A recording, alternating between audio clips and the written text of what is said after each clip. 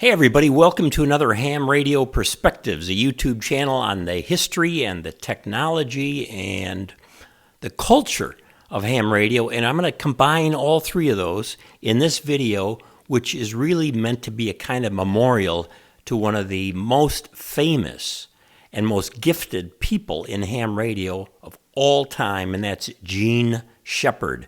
Jean Shepherd, Jean Shepherd.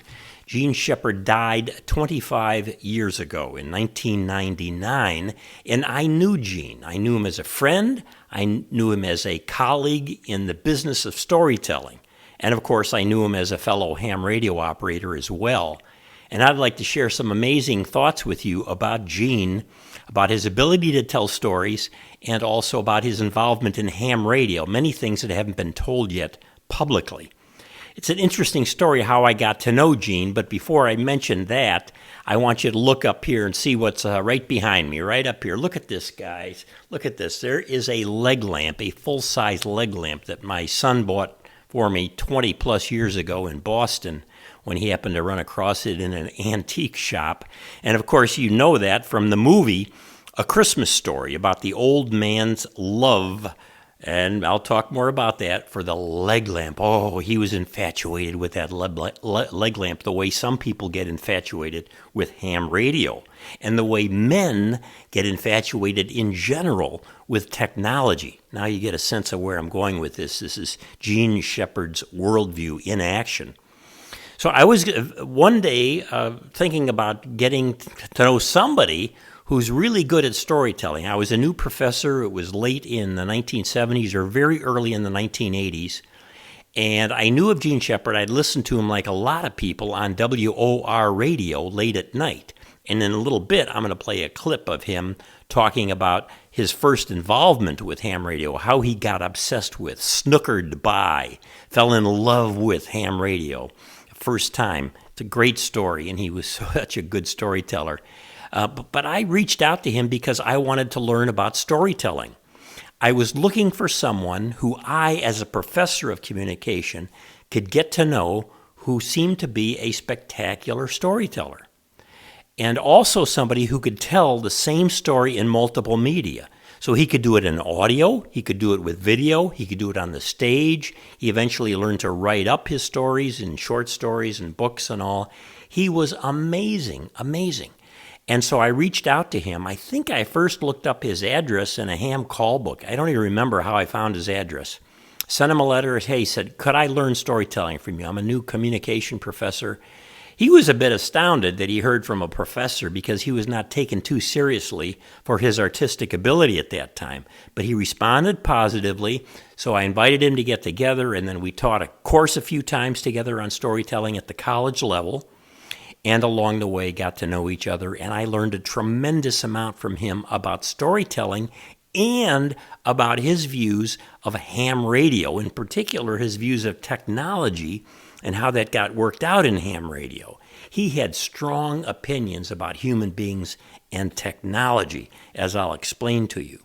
So I got to know him. Teaching with him was a gas. He would sit on a desk in the front of the room. First student would ask a question. Mr. Shepherd, I think about such and such and such and such in your story here, and why did you do this that way? Boy, he was off and running. He was off and running. All you had to do was ask him the first question or make a comment about something that he had created, and he was on it. And he could go for 50 minutes on one or two questions. Spectacular. The same thing he did with his radio show, where he would go in with a few notes about a topic which he had thought through in advance. He would usually carry one piece of paper, and then he had a small little strip of paper, and he had notes on both sides about something he was going to talk about, just to remind himself, key words or key images, metaphors, and he was off and running. So that was Jean Shepherd. And if you're tuning this in, I know that you're somewhat familiar with him. But I do want to give a little bit of a background on him because his life is interesting in and of itself. So, as I mentioned, he died in 1999, 25 years ago. He was a ham from early on. He will say in some of his storytelling that he got his ham ticket when he was 13. He was so proud of getting that ticket. But I don't believe that's true. I believe he got his ticket when he was 16, the same age as I got mine, in Chicago, I think, where he went in to take the exam as well in Chicago. So why would he do that? Why might he change the dates on it? Well, I'll get into that in some more length, in a bit more length in a minute. But let me just say that you have to distinguish between Gene Shepherd, the persona, the storyteller, who would tell stories, and the real Gene, who was a person, a human being. And he loved to tell stories and exaggerate and the likes. So there was a lot of exaggeration going on. He grew up in Chicago, in Hammond, Indiana, actually, but he considered it the Chicago area.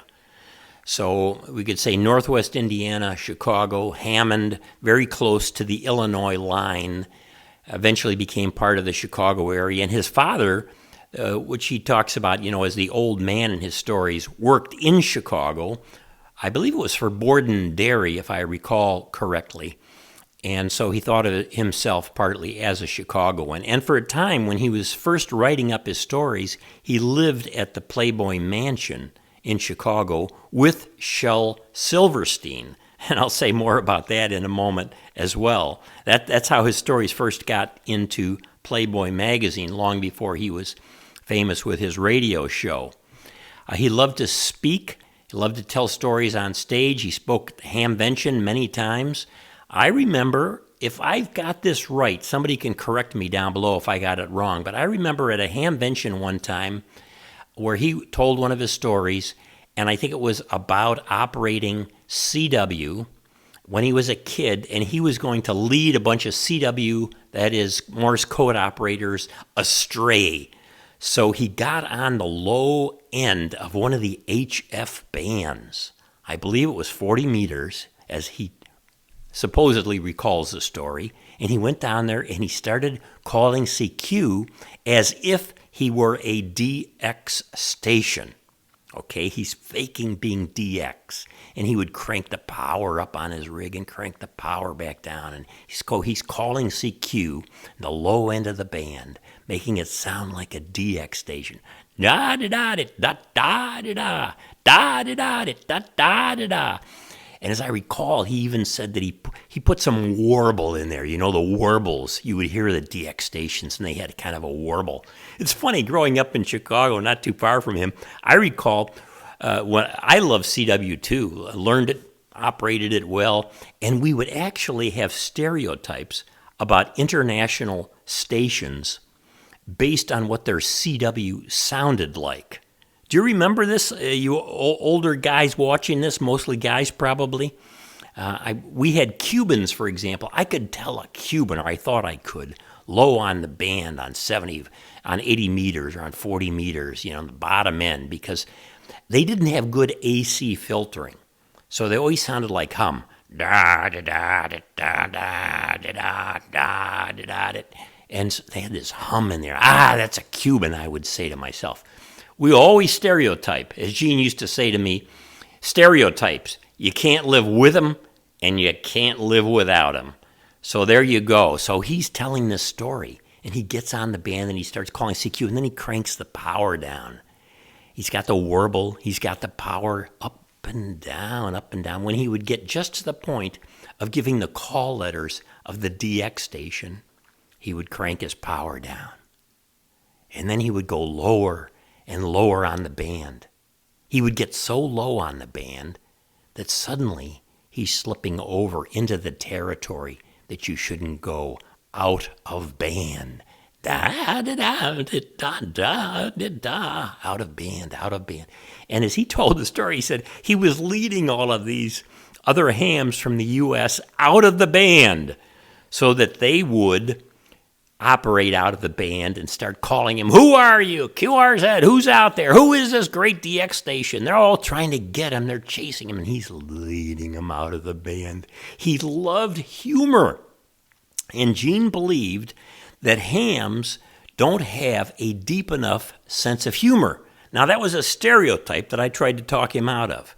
when I tune around on 75 meters even today or 40 meters during the day and I listen to some of these hams, they have a sense of humor. They're joking with each other, telling stories and so forth. But he believed that hams took themselves and technology too seriously. So he loved humor about ham radio in order to try to get hams not to take themselves too seriously. He considered himself a humorist, not a comedian, a humorist, because a humorist tells a story to help us all see the way we really are, to bring us down to earth, the humus.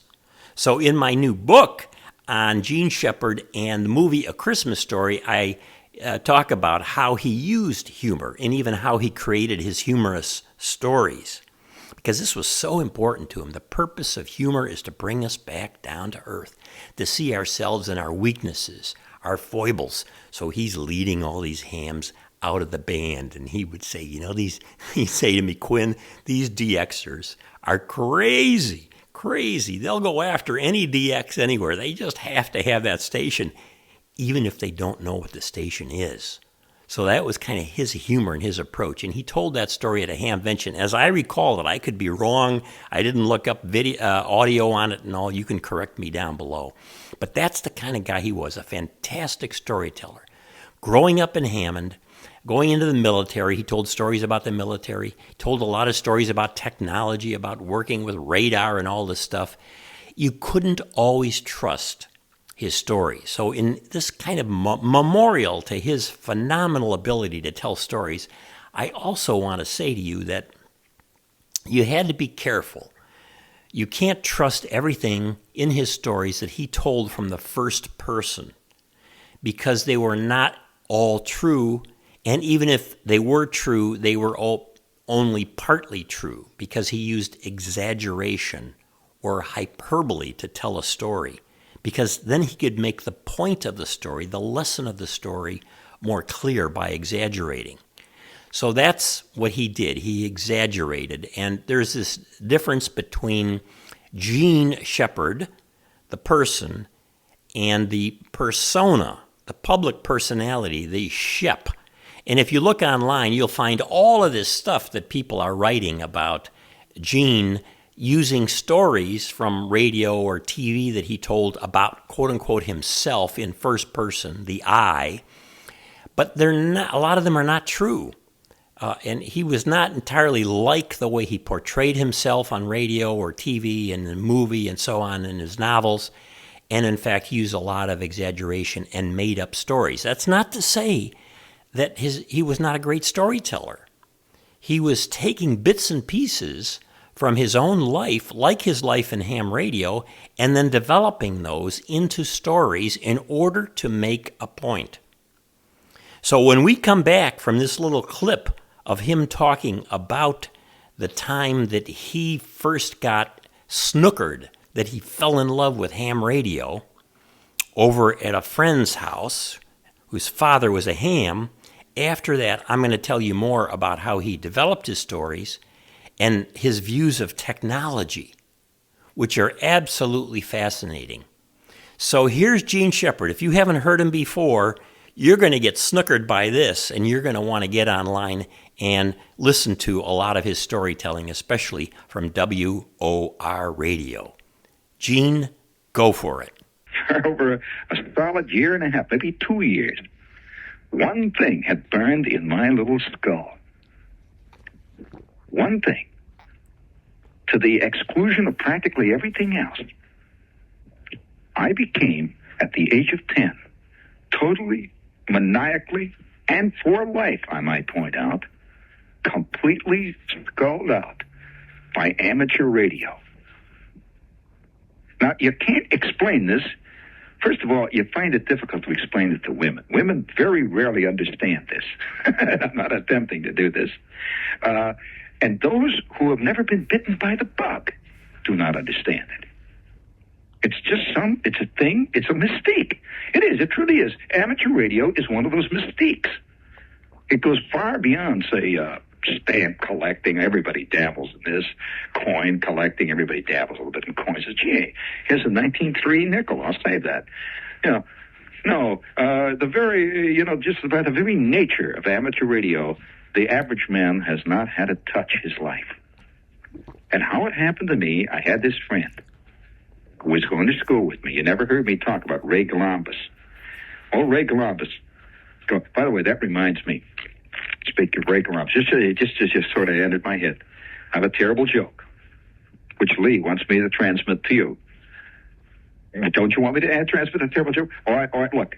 Are you a collector of any of jokes that have to do with, like Polish jokes, bad jokes, anything like that?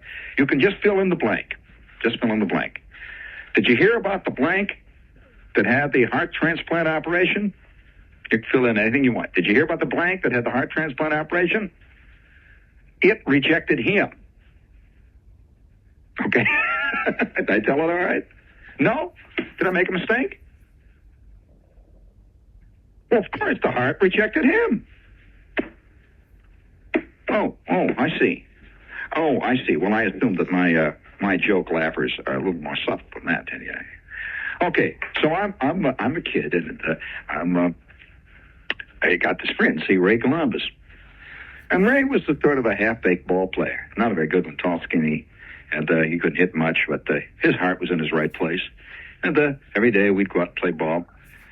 And one day, I went over to Ray's house to pick Ray up. I had no idea about, Ray. I never met Ray's family or anything, but one day, by some fluke, and it would change my life forever, I go over to Ray's house. And I go into the kitchen. Mrs. Columbus says, come on in. So I go in there. She's a nice, round lady. I go in the kitchen. I hear these noises in the house. All kinds of, squeals. I hear these noises all around the house. These wild noises. And they're drifting in from some room, someplace away from the kitchen somewhere. And I said, where's Ray? And Mother says, hey, Ray, she's Ray.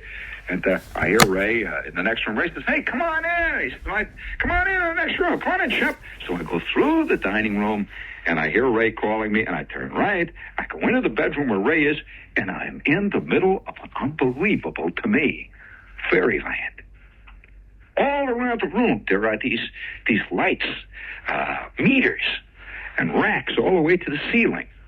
And there, sitting at a desk, is Ray's father, an official-looking guy. Sitting at the desk there, and he's got a microphone in front of him.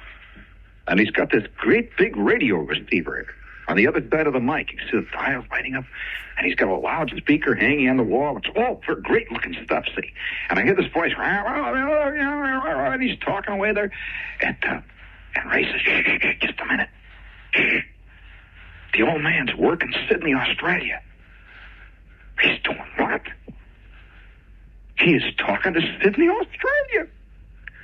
And old Gil comes back. She says, VK3LD, this is W9JZA, coming back. All thoughts of baseball went out of my head. Forget it. I wanted to sit there and watch that. The other guys were up knocking out flies. Well, for about 15 minutes, I watch old Columbus working his ham rig. And Ray, of course, was so totally used to it. It didn't mean anything to him particularly. But I had never seen anything like this before. The idea that you could sit in your bedroom and talk to Sydney, Australia, and on stuff you made. Wow. How can I explain it to you? Well, from that day on, Ray became a very close friend of mine. Actually, I couldn't stand Ray Columbus. But his old man, And so one day, his father deigned to look at me, and he says, and I'm sitting next to the desk watching him day and today. And one day he turns to me and he said, say, Shep, you're Shep, aren't you? And I said, yeah. You're a friend of Ray's, aren't you? Yeah, I've been sitting here now for 3 weeks. Oh, yes, you're the one, huh? Well, why have you been sitting here for 3 weeks? I said, well, Gee, boy, would you let me talk into the microphone once? So, wow, why didn't you say so? Just a minute here, Fred, and he's in the middle of a QSO with another hand. He says, say, Fred, I've got a visitor here in the shack, and his name is Shep. Yes, SHEP, Sugar Holland Easy Peter, Shep, and I'm going to put Shep on here, and you guys carry on here for a minute. Okay, Shep, here, you take over. I'm going out in the next room, get myself a beer. There I am. The microphone. I said, hi. Old man. My name's Shep. Yeah, Shep. Gee, I could see all the meters flicking every time I talk. The modulation, the VU and everything is flicking up and down. The milliammeter plate meters going, the grid drive meters. And I could see down on the bottom of this big rack, he had these great big 866s, these big mercury vapor rectifiers. And every time I talk, that blue mercury vapor would flick. Say, hi, Gil. Gil didn't tell me where you were. Where are you? It's a kind of nice day here today. You could see already I was a masterful ad-libber. A full grasp of the great flow of the English language. And then Gil comes back into the room breezy, and he's got a big spine of bear, and he said, okay. He said, all right, Shep, that's very good. All right, that was Shep, Charlie, and it's W9JZA, turning it back now to K3, blah, blah, blah. And boom, back comes the other guy. And here, drifting out of the distance, somewhere off in the vast, unseen spaces of ether itself, comes a voice talking to me. I was hooked. So that was Gene Shepard, the great raconteur, the storyteller, talking about how he first fell in love with ham radio. It's a great story, isn't it? We all have somewhat similar stories. The point he was trying to make there was, which we talked about a lot, is how does a guy, and usually it's a guy, he would say to me, it's guys that get involved in technology, that fall in love with technology, whatever kind of technology. He would say to me, how is it that this happens? Well, we have an experience with something, and it just grabs us. We say, I want one of those. I want to do that. So in his storytelling, he was always thinking about men getting obsessed with technology. So up here, what have I got? The leg lamp from A Christmas Story. And you say, what's going on there? The old man gets obsessed with that quote-unquote technology of the leg lamp. He really does. Oh, Mom says, hey, come on, Bill, let's talk about this. Are you really going to put that in the front window? Oh, he's going to put it in the front window. Yeah, he's in love with it. And he runs over there and puts it in that front window. And then, of course, he goes to plug it in. Here's the technology. Blam! He blows the fuse, He's always blowing fuses. But as Gene himself doing the audio for the older Ralphie, the character, the older Ralphie in the movie, says the old man could replace those fuses faster than a jackrabbit on a date. Great line. It shows, on the one hand, the male falling in love with this female substitute, the leg lamp, and then putting it in the window and wanting to, remember, turn on the neighborhood. He wants to turn on the neighborhood. And the leg lamp becomes, as I say in the book, the old man's trophy wife. Now, when Gene told me that, man, he blew my mind. A trophy wife. You know what a trophy wife is. If you don't, look it up. At any rate, he says the old man falls in love with it. And in order to stop the affair that the old man is having with the leg lamp, Mom has to break that lamp. And he has to bury it in the backyard. The end of that particular dream. So what's going on here? With ham radio, with technology, and with Gene Shepard, let me tell you. One of the chapters in my book is titled Tackle Your Technology. Tackle Your Technology. So when I talked with Gene about technology, we really got into this and about ham radio and so forth, he said to me, look at Quinn, we human beings create technology, and males especially want to create technology and fall in love and use technology. But here's the thing. They can't control what they create. They can't control what they create. I thought, wow, Gene, what are you after here? What are you talking about? He said, well, look take any technology you want.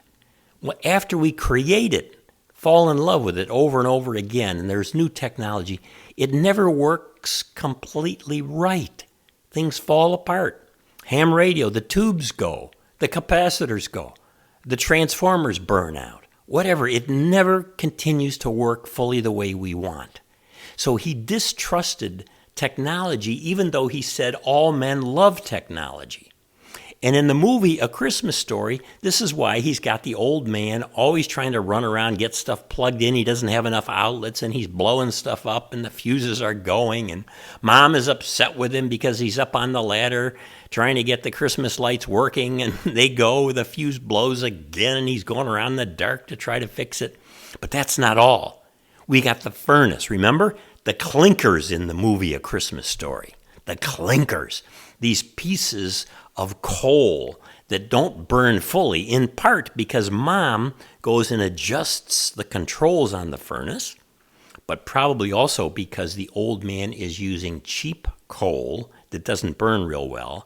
And so it forms these clinkers, these hard pieces of coal that are not completely burned into ash, and then the clinkers fall down to the bottom of the furnace. Ting, ting, ting, ting, clinker, clinker, the old man says. He puts his gloves on and he races down the stairs to battle the technology. He's going on, as Gene said to me, down to the lower level of Dante's Inferno, close to hell where the demons hang out, the demons of technology. And he's going to try to meet this technology face to face and battle it and overcome it. But of course, he's never going to overcome it. Those clinkers will always be coming. And there's the Oldsmobile, that 1937 touring Olds that's in the movie. Now, Shepard was a big auto fan, an auto fanatic, and he had a column in Car and Driver magazine about cars and about car culture and car people and about, again, men falling in love with cars, as he did. And so he loved cars, but he knew that you couldn't control a car fully. So the old man has this great car that he can cruise around the neighborhood, and the women will be impressed, and other men will be impressed looking at him. But that sucker freezes up. He says it could be in the middle of the summer, in the equator, 150 degrees, and that Olds would freeze up. I got to tell you, in Chicago growing up, this was true with my father in his 1952 Chevy. That sucker would freeze up when it was real cold nights and we didn't have a garage, and it's sitting out there. And so Gene's got the old man filling up this bucket with hot water to go out to pour on the engine to try to get it to start. My father used to get up every 2 hours throughout the night to go and put hot water on the engine and the radiator, presumably. I don't know what he was doing with that 1952 Chevy that he had. That piece of junk Chevy, like a piece of junk Olds. So the point here is that Gene's view of technology was that we cannot control it. And men in particular fall in love with it. They want it. They create it. They develop it. They revise it. They share it. But it will never run perfectly, and we won't control it. So here's a secret about Gene and his view of ham radio relative to this dystopian future of technology getting out of control. Gene said to me one day, "Quin, I'll tell you, buddy, what's going to happen is these hams who are really into technology," remember, he died in 1999. This is prophetic stuff, guys. So he said, one day hams are going to create technology, and it's going to be one ham rig communicating with another ham rig without anybody operating either of them. I said, what? And then I think about some of the new ham modes, the digital modes, and you can go in there and connect with somebody, hit a few keyboard buttons, and have this automatic communication. We could completely automate a QSO. And Gene said to me, that's the dystopian future. That's what ham radio is going to turn into.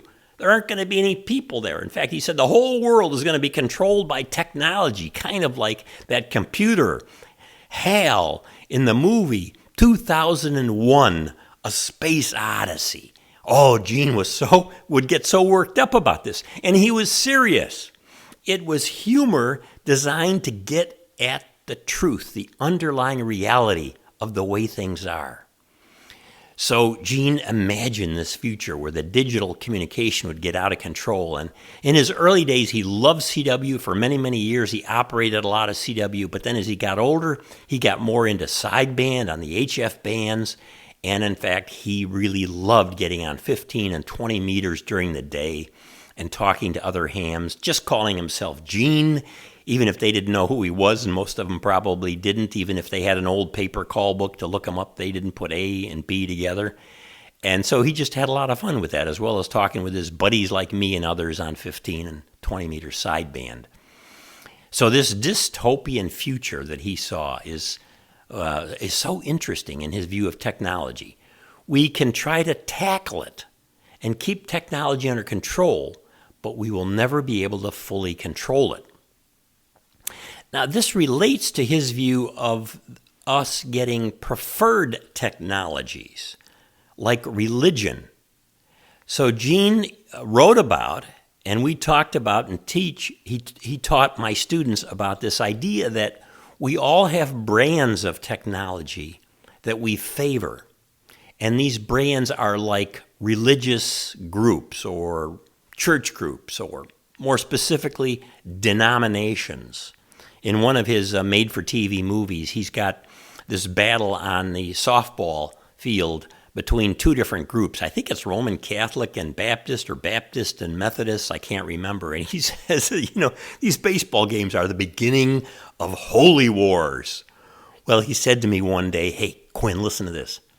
How's this for what he used to call a cosmic theory? Ham operators fall in love with particular brands.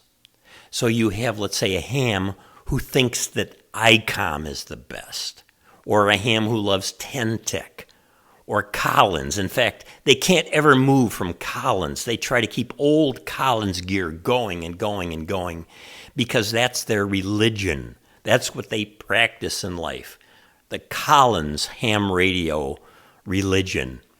And Gene himself admitted to me that he was a member of the religion of Kenwood.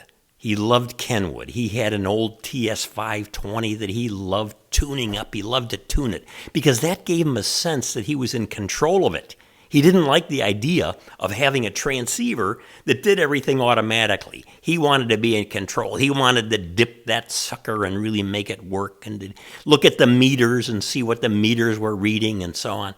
And he had a Kenwood HT. I can't remember what that model was of the early, bigger Kenwood HT, an HT2 or something, T2, I don't remember what they were called.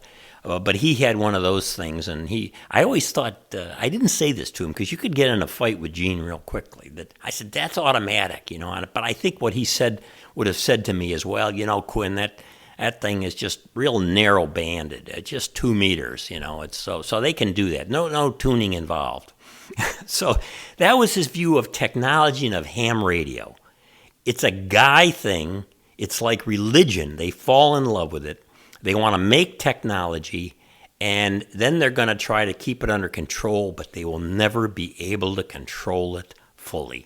Things are going to break down, and so they'll create new technology, and they'll fall in love with that, and over again. So I have this great chapter, I think it's great anyway, in my book where I talk about Gene Shepard's worldview, all the different major life lessons that he learned and he developed in his storytelling, and one on technology, titled Tackle Your Technology. So a quick note about the book that I wrote.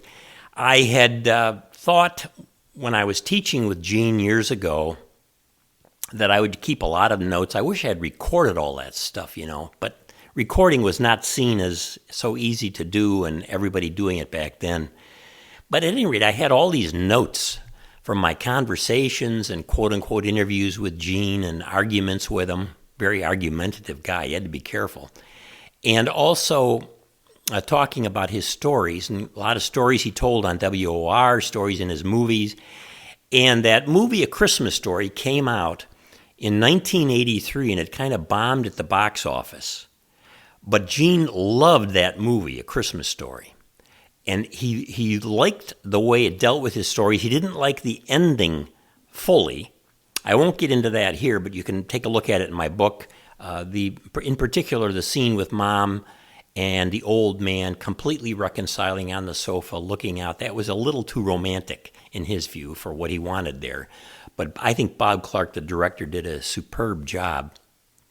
So Gene and I talked about all the worldview that he had, the if you will, the philosophy of life. If you want to understand Gene Shepherd, understand that he didn't just tell stories. Though his stories were terrific and engaging and interesting, this is going to appeal to a lot of you who are hams and who are familiar with Gene Shepherd watching this. You get hooked on his stories because it seems like he's like your uncle or your father, or better yet, a philosopher of life. And he's teaching you about how life works. And so there are lessons there. That, in a nutshell, is Gene Shepherd. He was a philosopher of life. He would look around the world. He'd look around the world, what's going on? Or he'd read newspaper articles and magazine articles. This is before the internet. And he would get ideas about what makes human beings tick. What's the difference between men and women? Why is it that people get obsessed with things like technology? And he would come up with a life lesson, a theory or a philosophy, a cosmic theory about that. And then he would concoct a story around his theory of reality.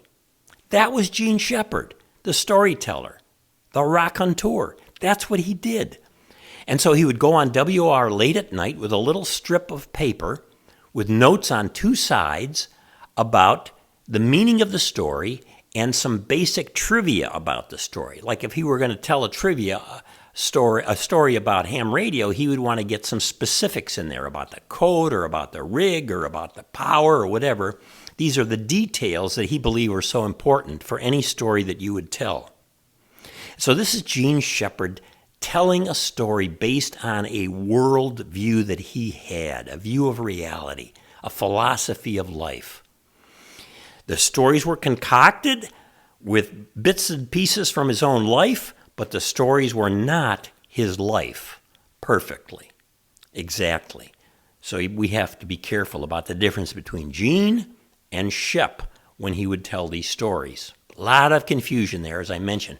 So when I eventually got around to writing the book, I did it because the movie kept getting more and more popular. And I thought people watching this movie are not going to know much about Gene Shepherd. A lot of them are younger people. They've never listened to him. They didn't grow up with him on WOR and the like.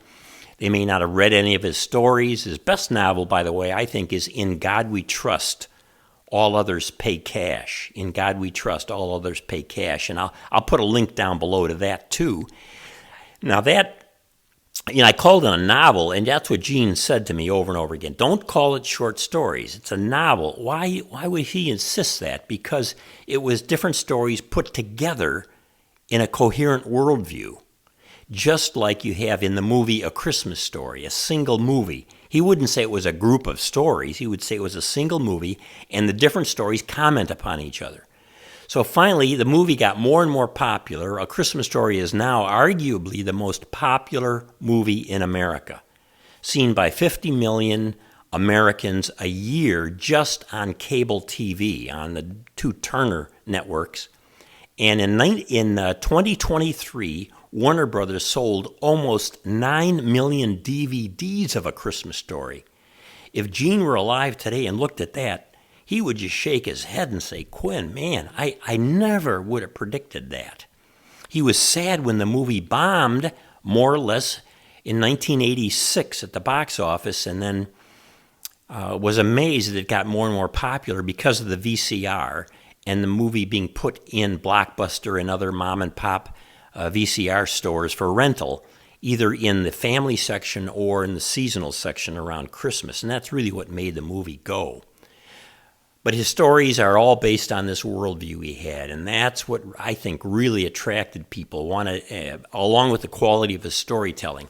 So in the book, what I did is to take 20 of the 24 life lessons or theories of life that Gene had through the teaching with him, and I took 20 of those and wrote short chapters about each one, like tackle your technology or pursue your dreams, as Ralphie does with the rifle and the old man does with the contest, the newspaper contest. He's pursuing his dream to win one of those contests. And of course, part of the irony there is that Mom gives him the right answer to the newspaper contest about the heroes, in American literature, these great figures.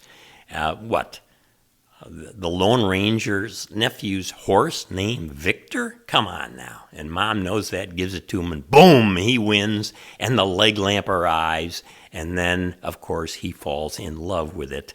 Technology goes astray, and Mom has to end that trophy wife. So that's in the book if you're interested in that.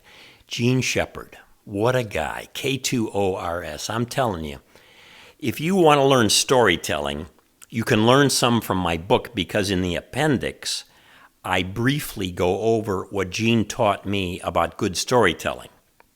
I'm doing this video right here without notes, the way Gene did his radio show, and I'm doing it extemporaneous, as we would say in communication or public speaking, from what I learned from him about storytelling, which is the most potent form of human expression, storytelling.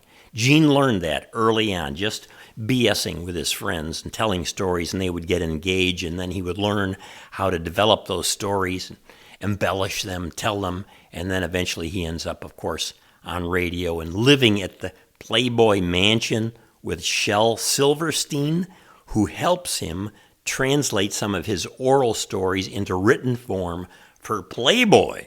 How about that as a crazy story? Shel Silverstein. In fact, Shelley, as Gene called him, Shelley wrote that song, A Boy Named Sue, because of his friendship with Gene. Gene hated the name Gene, spelled Jean. That's a girl's name, you'd say. Quin, that's a girl's name. Why did my parents give me that? What was wrong with my old man, And so Shelley say, hey, come on, Gene, calm down. So Shelley writes that, and Johnny Cash makes that a big hit. A Boy Named Sue. A ham operator, a technology guru, a storyteller named Gene, Jean. Wow. Gene Shepherd, K2RS. There's a lot there. If you have questions, put them down below. I'll try to answer some of them. I can always do a follow-up video if there are a tremendous number of questions about Gene, his life, his view of ham radio. But he was a character, a gifted character. And I was so delighted to learn storytelling from Gene Shepherd, K2ORS. And thanks to the ham who's currently keeping that call alive, too. That's part of the memorial to help us all appreciate one of the best known and most gifted ham radio operators of all time.